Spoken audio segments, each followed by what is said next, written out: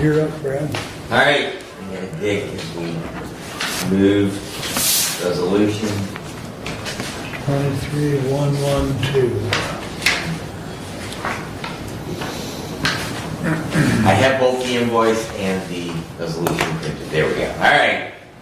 23112 to the Honorable Board of Commissioners. We, your Public Safety and Judiciary Committee, recommend payment to Pro Safety Innovations Limited Liability Corporation, 61701 Creek Road, Dallas, Michigan, 49120 for their August 11, 2023 invoice number 2980 for a Zoll AED and wall mount cabinet, and I would add cabinets because there are actually two on the invoice for a total of $2,790. The AED is for installation at MSU Extension on Care Drive. Further, the funds of the purchase will take from the opioid settlement account 287-000-977.000, and I would move for adoption.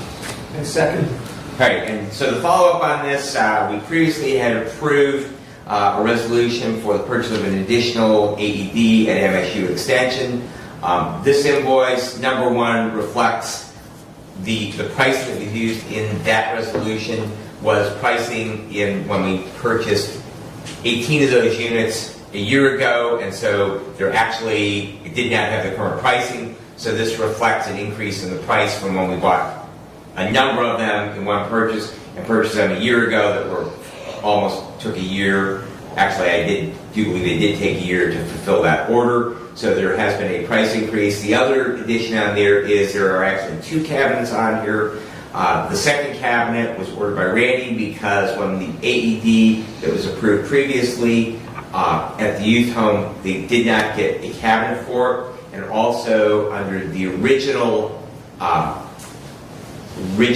quote from Pro Safety Innovations that Randy actually changed the cabinets that we were utilizing, and so the price change on those. You may actually recall coming into the building, there's a whole bunch of those cabinets stacked up for pickup.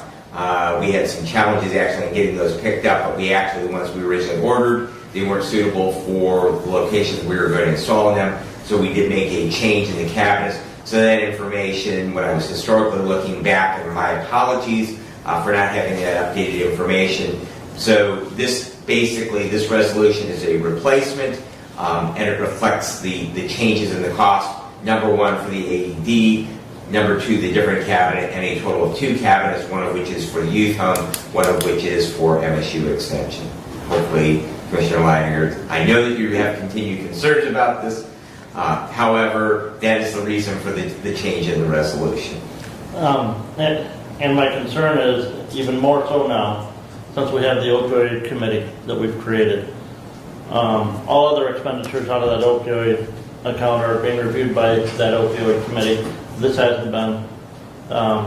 And the more we read on that opioid settlement, I just don't feel that these funds for these items qualify underneath the allowable expenses. And so I can't support the resolution. If at some future time it is disqualified, then can we make a change so that we are not in violation? In other words, take it from a different account at a future point. Derek, do you want to address that? Well, I will say that items that don't qualify, there is the 15% kind of allowance to expend on those types of items.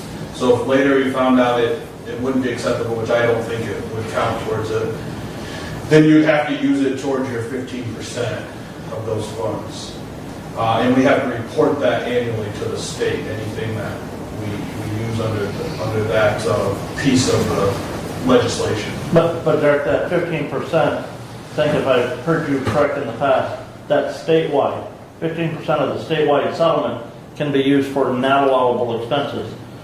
So it's just not limited to, so if another county uses all of their funds for non-allowable expenses, that goes towards that state 15% limit, and that could eat up everything, and what we report doesn't matter. I would expect the state to issue some kind of reporting mandate at some point that they haven't yet, that would require every recipient of the funds to show where their money's going and hold them to the 15%, 85% guidelines that was approved in the settlement. That's what I would expect down the road. In the future, if we need to change it, we change it. And again, I would make, particularly in regards to EEDs, that stopping breathing leads to cardiac arrest. Respiratory arrest leads to cardiac arrest. And because of that AEDs in particular, I realize that we have utilized some of these funds for our stop and bleed materials as well. However, as an EMS provider, I believe there is a strong argument exists that we have made the steps, number one, in training all of our employees in naloxone and responding to overdoses. We have added, as part of this, AEDs throughout all of our county buildings, and that it is an appropriate response to opioid overdose, and we are mitigating that problem within our community, which everything that I have read on opioid settlement dollars, both here and those dollars that we receive at prevention works, that mitigation of response to opioid overdose in the community is one of the allowable expenses. And again, as Derek says, who knows what we're trying to budget dollars and expend dollars when we really don't know what the final rules are yet. So, but again, I think that this is an appropriate expenditure of these dollars and something that will have a lasting effect in our community. I have a question. Go ahead. If we had a situation in one of the county buildings and we didn't have this equipment available, would we not then be liable for not having this equipment available when we're looking at it right here, and then we don't move forward with it, and there is an incident in one of our buildings? Does the county then become liable for that, for not having that supplied to them? And that's a good question for an insurance person to answer, I suppose. So how would we then deal with that? Again, Commissioner, I didn't say that I don't think that the devices are needed. I said we have an opioid committee that's supposed to be reviewing all expenditures from the opioid account. This has not been reviewed by that committee. Number two, I don't believe that the opioid fund should be used for it. I heard what you said. With all due respect. As far as the other thing, you find the statute that says we're required to have these in a county building.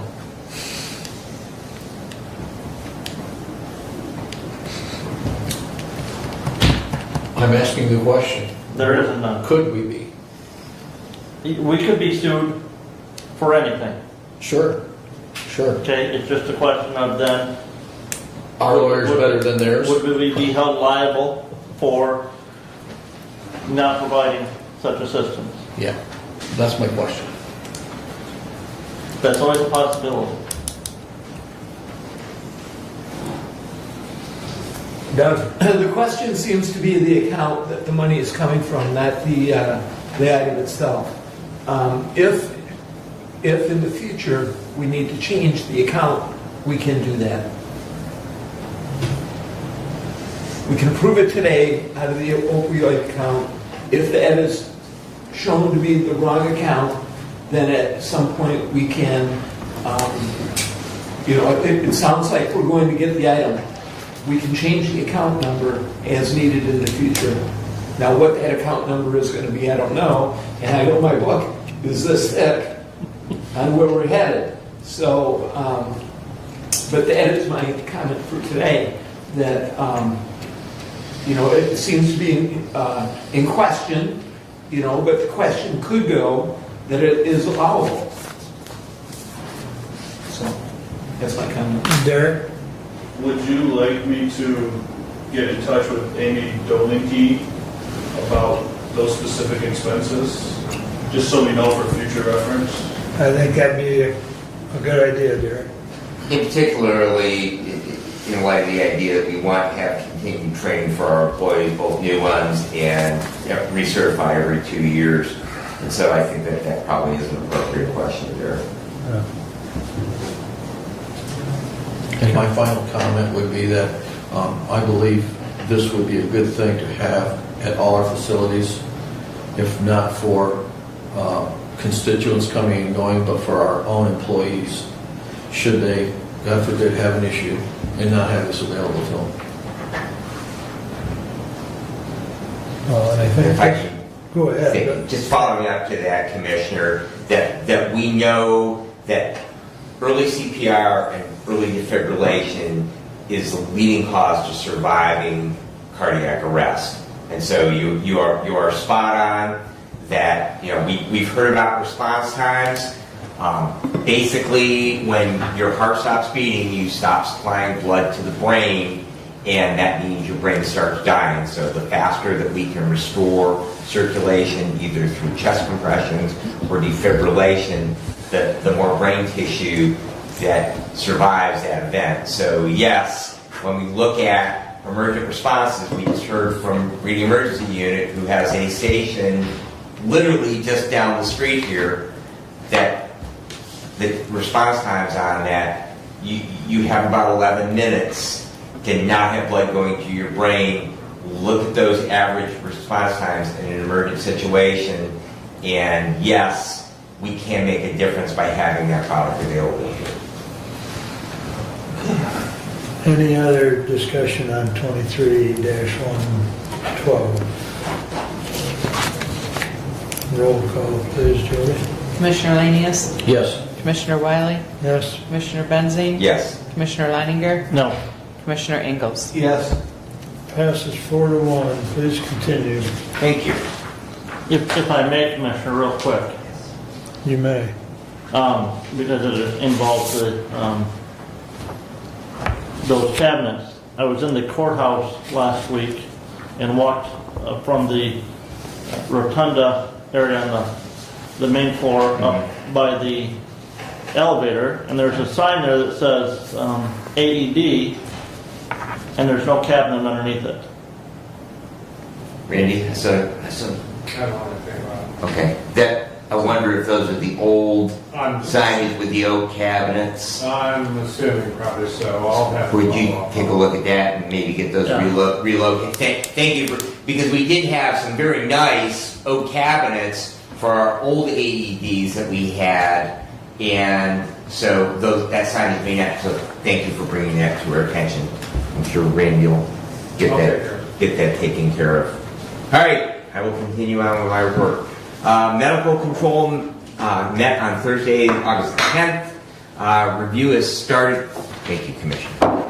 Review has started of the new state protocols. They are considering allowing non-ALS providers to obtain and transmit EKGs, so that's with a cardiac monitor. So an EMT, that they would be allowed to place that 12 lead on and then send to the hospital where they could be interpreted by an emergency room physician.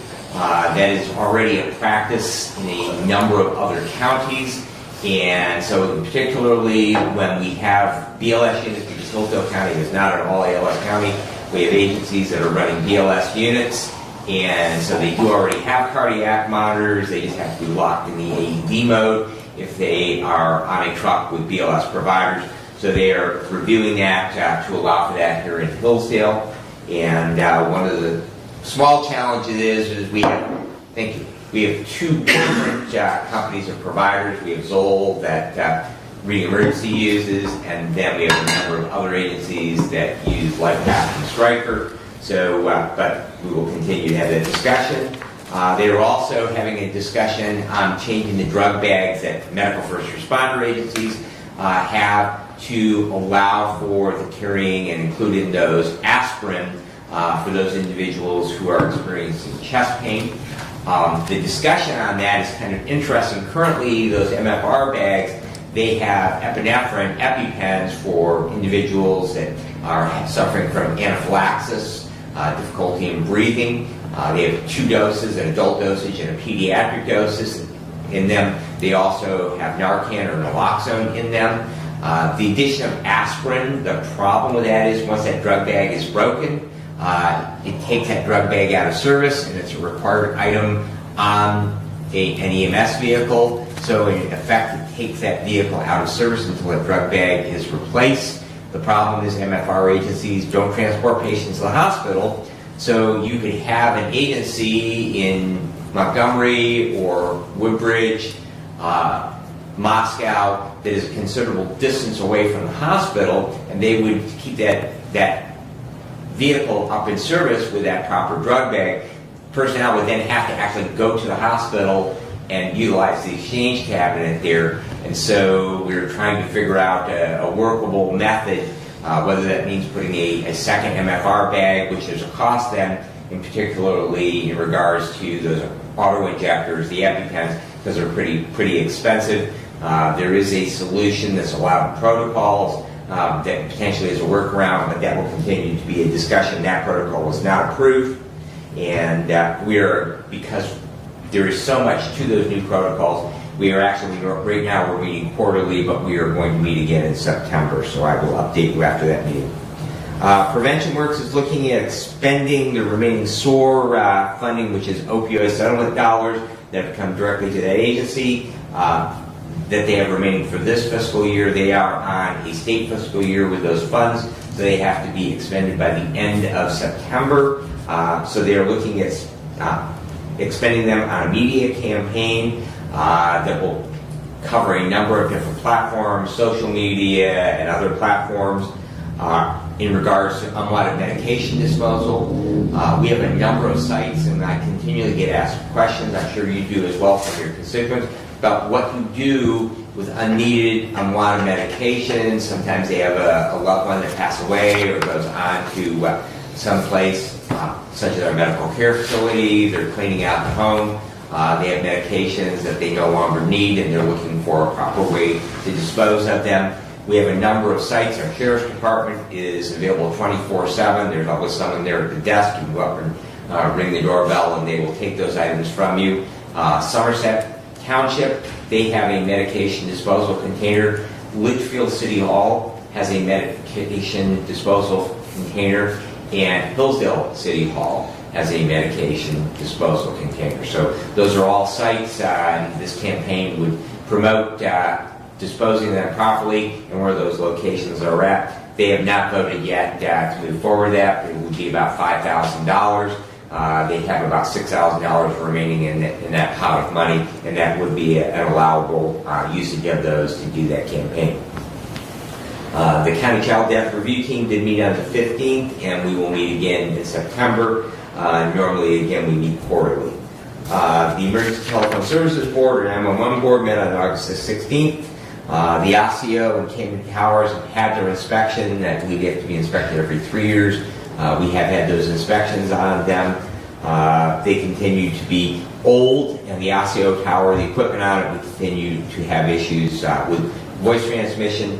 The actual pagers on them, setting off the pagers works, but hearing the voice over them, when that tower goes down, then it flows over to the Hillsdale Tower. Sometimes you're a little far out to be able to hear that voice communication, and so you know you have a call, but you don't necessarily know where it's at unless you receive text on your phone as well.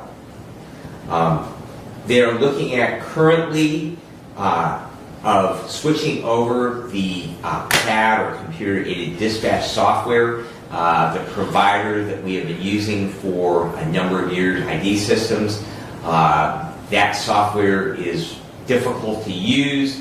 There are problems, and it needs to be updated, and so they are looking at moving over to a company called Taylor Technologies. They're actually a Michigan-based company. They serve currently 14 counties of Michigan's 83, including our 2 backup sites in Lenawee County and Jackson County. Both use their software, so the nice thing about it, if we were to change to them, it would simply mean that if we were to have to abandon for whatever reason, the big thing you think about, we actually have a chemical manufacturing facility in our industrial park, Dow Chemical. They're pretty doggone close to our dispatch center, and our backup public safety answering point is the Sheriff's Department, which is also pretty doggone close. So if we had to abandon both of those sites, the nice advantage of changing to that software would be our dispatchers could simply go to that physical location in Lenawee or Jackson County, put their login into the computer, plug in their headset, and they would be able to dispatch from that alternate location. The downside is it is very, very expensive, upwards of $400,000 to buy that new software and roll it out. So they're currently working with the finance manager, and I believe that there have been some discussions with our budget committee in regards of how they might pay for that out of future funds, possibly borrowing money and then paying that back over a few years. That discussion continues. They're going to look at a couple of other providers, and probably within the next month, probably by next month, they will have made a decision. You're noisy, sir. They will have made a decision to bring a recommendation, because that would require the approval of this body as well as their board to move forward with that. The land in Litchfield Township, that's the city of Litchfield, or in Litchfield City, is going to be transferred to the county. All of the paperwork has been done, the survey's been completed, the environmental study is done, and they're just waiting for the final details. We will be seeing a resolution probably at our next meeting, if all of the details are completed on that, for the county to accept that property, because we have the final oversight on that of receiving that property. And so we will most likely have a resolution, if not at our next meeting, our second meeting in September. Do you know specifically where that property is at? It is on Herring Road. So if you look at where the railroad tracks are and where the wastewater ponds are, I believe it is just west of the railroad track. It's the triangle piece there? Yeah, it's about 2.5 acres. It's not just the triangle. Originally it was going to be the triangle, but then there's some additional land. And it ends up with about 2.5 acres total. It's not a square plot. I think it's vacant right now, right? Yeah, it's vacant. It's actually vacant. But yes, that is the location of it. So, and that triangle piece is part of the parcel. So, because originally the triangle was the consideration, and the city said, no, we're going to give you all of this. So it was a much bigger parcel than originally had been talked about. All right. The Legal Self-Help Committee met on August the 18th. You may recall that the Laura Ray had applied for a grant for us to get a computer and a printer and some software, as well as a portal that individuals could go and fill out motion forms, other filings with our court system, whether they be landlord or tenant, small claims, motions for discovery, once you did get a judgment for a small claim, changes in parenting time, name changes, all those different motions. Basically, the public would be able to come in. There is an online where someone would guide them through online, but we have trained 6 employees of the county that will be able to assist with that and provide guidance. They won't be able to provide any legal help as far as but actually where to find the forms if the online help is not available. The hours for the online help will be from 9 to 1 Monday through Thursday and 9 to 12 on Friday. Outside of that, our county employees would be able to. The equipment will be located in that area outside of the clerk's office and probate court on the main floor of the courthouse. We now have everything except the printer, and there were some questions evidently in regards to, we wanted to make sure with the IT department that we were getting the correct printer, but all that equipment is funded, including paper for that. And so we hope to have a soft rollout for that in about 2 weeks.